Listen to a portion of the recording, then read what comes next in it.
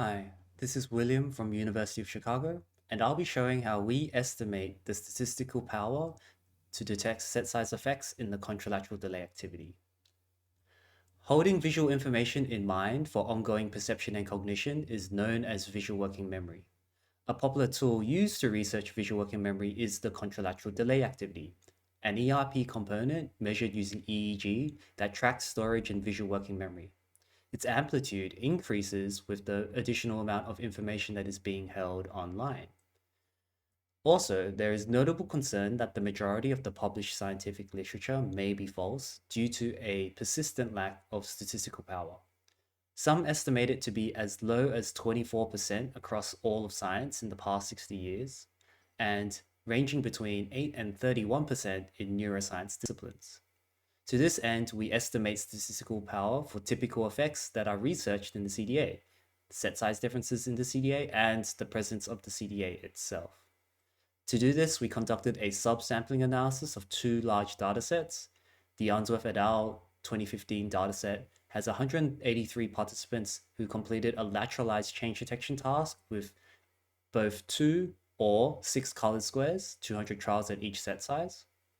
And the Hakim et al. 2019 dataset, which had 97 participants complete a lateralized change detection task with 2 or 4 colors or 2 or 4 locations, 400 trials at each set size.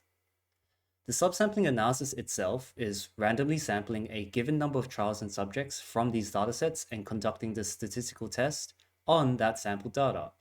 We do this for 10,000 iterations at each combination of trials and subjects using the proportion of significant tests to estimate the statistical power. To estimate beyond the bounds of the empirical datasets, this will become clear why we did this later. We also conducted Bayesian multi-level modeling to simulate data. Also note that the CDA was calculated here in the standard manner. Our selected time window was from 400 to 1000 milliseconds after the offset of the memory array. Firstly, to detect the presence of the CDA. Because these effects are relatively large, it is fairly easy to detect. These heat maps show that achieving a sufficient standard of statistical power, approximately 80%, is fairly straightforward. It takes approximately 30 to 50 clean trials at a typical sample size of 25 subjects to get to those dark green patches in the heat map. This is true at set size 2, set size 6, as well as set size 4. However, for detecting the presence of set size effects in the CDA, it requires substantially more trials and subjects. To detect a CDA difference between set size 2 and set size 6, looking at the figure on the left here, to get to the dark green patches that indicate 80% statistical power requires upwards of 70 subjects at 150 trials, for example. To examine the number of trials required at more realistic sample sizes, we generated simulated datasets, and these appear to track closely with the estimates of the empirical dataset, if anything underestimating statistical power near that 80% threshold.